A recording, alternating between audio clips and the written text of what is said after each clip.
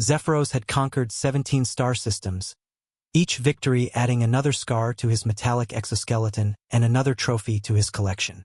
The Vortak Empire's greatest champion stood 8 feet tall, his 4 arms capable of crushing titanium, his bio-enhanced muscles rippling beneath obsidian skin.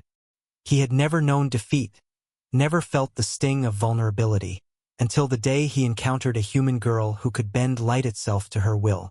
The encounter began on Kepler 442b, a planet the Vortak had marked for harvesting. Their massive dreadnoughts descended through the atmosphere like metal thunderclouds, casting shadows over the struggling human colony below. Zephyros led the assault personally, as he always did. Victory was not just expected, it was guaranteed. The colonists fled before him as they always did. Men, women, children, all scattering like frightened insects. Their plasma weapons bounced harmlessly off his armor, their desperate cries echoing across the crystalline plains. He moved with practiced efficiency, each step calculated to maximize terror and minimize resistance. Then she stepped into his path. She couldn't have been more than 16 Earth years, small and fragile-looking with dark hair that caught the binary sunset. Her clothes were simple colony attire, torn and dusty from the evacuation. She should have been running with the others, should have been cowering behind barricades or hiding in underground shelters.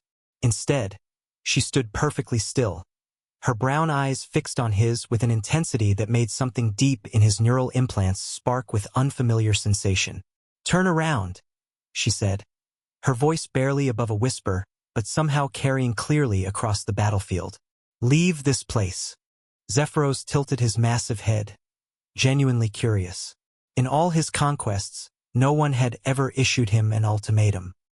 Not the warrior priests of Sigma Draconis, not the machine minds of the Cygnus Federation, not even the reality benders of the fourth dimension. They had all fought, yes, fought bravely and desperately, but none had simply told him to leave. "Little human," his voice rumbled through his vocal synthesizer, each word dripping with condescension. "Do you know who I am? Do you understand what happens to planets that resist the Vortak Empire?" She raised her hand, palm facing skyward. "I know exactly who you are, Zephyros of the Endless Dark. I also know what you're about to become." The air above her palm began to shimmer. At first, Zephyros assumed it was some primitive human technology, a shield generator perhaps, or a last resort weapon. But as he watched, the distortion grew and twisted, bending the light around it in ways that defied the physics he understood. The twin suns overhead seemed to lean toward her, their rays converging into impossible patterns. Then the first star moved. Not metaphorically, not in some poetic sense. The actual stellar body shifted in its celestial position. It was subtle. At first, just a degree or two, but Zephyros's enhanced vision caught the change immediately. His tactical systems screamed warnings about gravitational anomalies, electromagnetic fluctuations, space-time distortions on a scale that shouldn't be possible. "Impossible," he breathed, taking an involuntary step backward. The girl, Kira-chun, though he wouldn't learn her name until much later, smiled sadly. "My grandmother used to tell me stories about the old Earth before the colonies. She said there were people who could read the future in star patterns, who believed that celestial bodies were connected to human destiny. She always thought it was just mythology. Around them, the battle had stopped. Vortak soldiers and human colonists alike stood frozen, staring up at a sky that was slowly, impossibly, rearranging itself. The second sun shifted now, moving in a graceful arc that painted new shadows across the landscape. In the distance, other stars that should have been light years away, began to pulse with synchronized rhythm. "It turns out," Kira continued, her hand still raised, power flowing through her like a river of liquid starlight. "Grandmother was only half wrong. The stars don't control destiny. But sometimes, destiny can control the stars." Zephyros felt something he had never experienced before. Fear. Pure, primal terror that cut through all his conditioning and augmentation. His empire had conquered galaxies, but they had always operated within the bounds of known physics. Matter, energy, space, time, these were the fundamental forces they understood and exploited. But this girl was rewriting the rules themselves, casually manipulating stellar mechanics as if they were toys in her hands. "Stop," he commanded, but his voice cracked with uncertainty. "Whatever you're doing, stop it now." "I can't stop it," Kira replied, and for the first time, he heard exhaustion in her voice. "This is what I was born to do. What I was made to do. The universe has been waiting for this moment for 17 billion years. The stars above them formed a new constellation, one that had never existed before. The pattern they created was beautiful and terrible, a cosmic mandala that seemed to pulse with its own consciousness.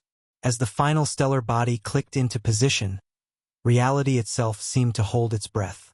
Then the change began in Zephyros himself. It started as a tingling in his extremities, a strange warmth that spread through his cybernetic systems. His tactical displays flickered and died. His weapon systems powered down. His bio-enhanced muscles began to relax, tension leaving his body like water flowing out of a broken dam. For the first time in decades, he felt peaceful. The rage that had driven him across galaxies, the endless hunger for conquest and domination, it simply evaporated.